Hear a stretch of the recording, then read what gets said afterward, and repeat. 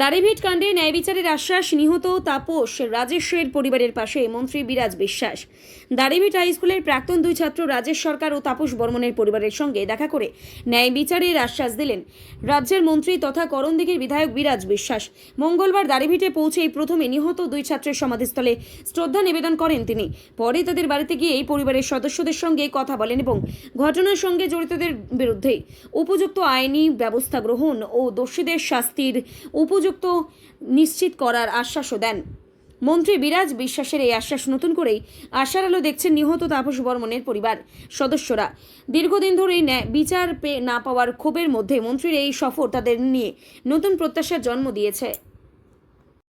দেখুন, আমাদের কমিটমেন্ট যেটা ছিল, আমাদের মাননীয় মুখ্যমন্ত্রী মানে ইমিডিয়েটলি ফাইলটা অলরেডি আমরা সরকারে আসার সাথে সাথেই আমরা ফাইলটাও খুলেছি।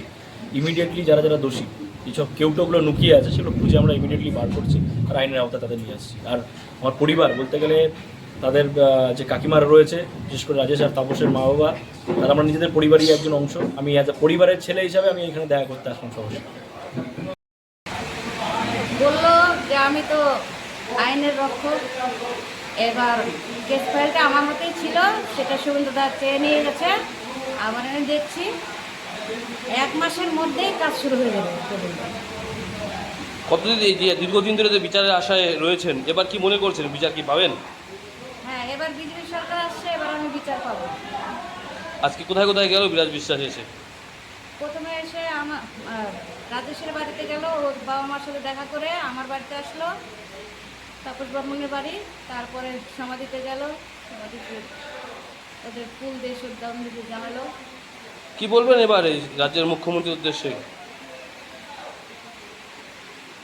আমার ইচ্ছা ছিল, বিরাজকেও বললাম যে একটু মুখ্যমন্ত্রীর সাথে আমি দেখা করব। উনি বলল ঠিক আছে কাকিমা, আপনাকে আমি দেখা করাবো। আপনি কি যাবেন মুখ্যমন্ত্রীর কাছে?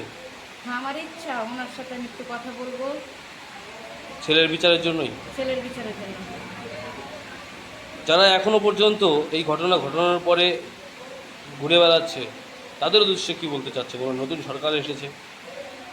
হ্যাঁ, আমার নতুন সরকারের কাছে এটাই দাবি যে যারা আমার ছেলেকে গুলি করে মারছে বাংলা ভাষার জন্য, তারা আমার চোখের সামনে দিয়ে ঘুরে বেড়াচ্ছে, তাদের শাস্তি কবে হবে এইটা আমি আর চোখে দেখতে পাচ্ছি না।